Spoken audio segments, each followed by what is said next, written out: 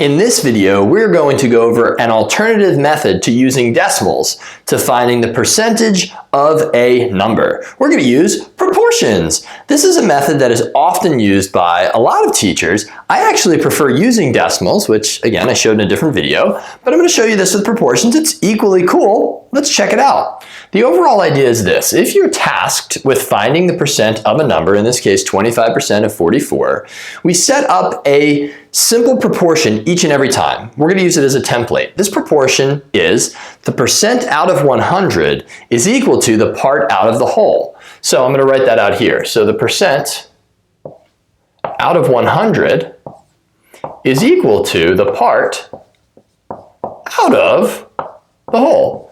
Now, why does this work? Well, what you're really doing is you're saying, I want the percentage or the ratio of the number out of 100 to be the same as some number out of the whole amount. Because then if I'm asking for 25% of 44, I'm really saying I've got 25 out of 100 and I want to know what number out of 44 gives me the same ratio as 25 per 100.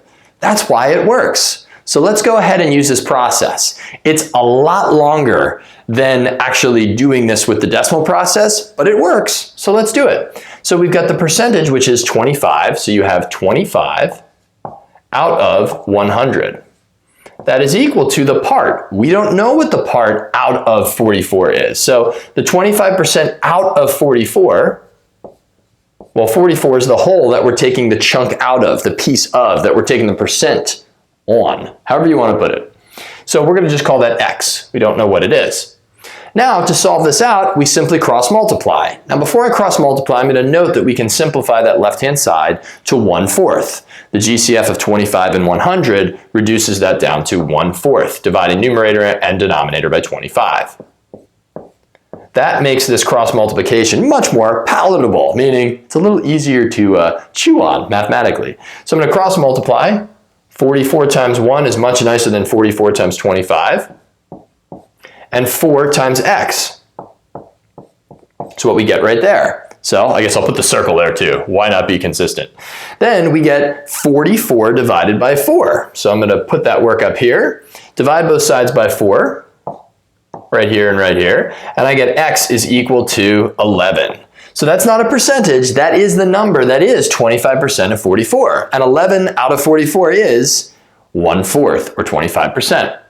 Now I do want to take a moment just to point out that we could have done this mentally as well. We could have looked at this problem and said, 25% is 1/4.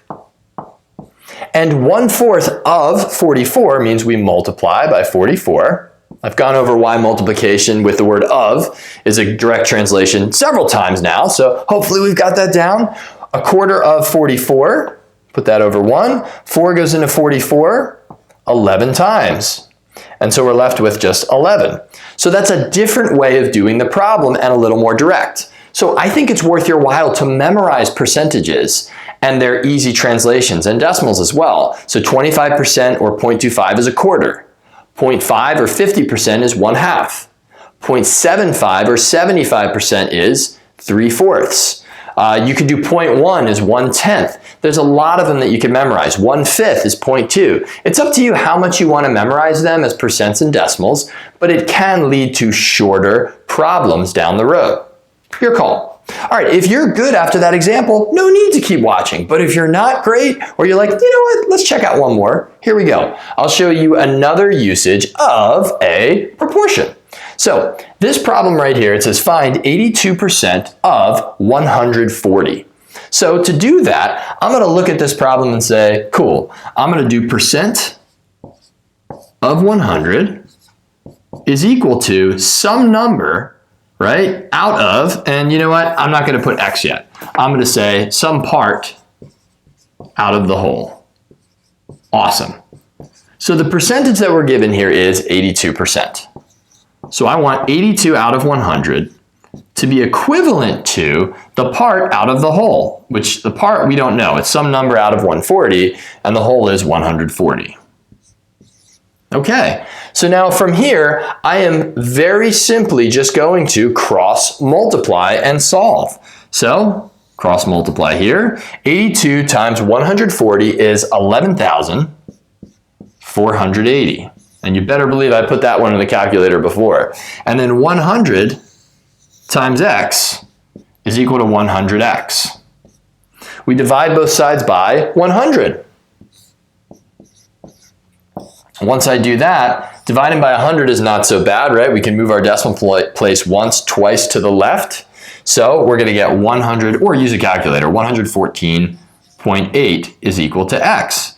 And so that is a number that is 82% of 140. This is not a good candidate for using that shortcut technique I said of calling this 1/4 and making that direct mental translation, because 82%, that's not readily on hand in most people's minds as an easy fraction conversion.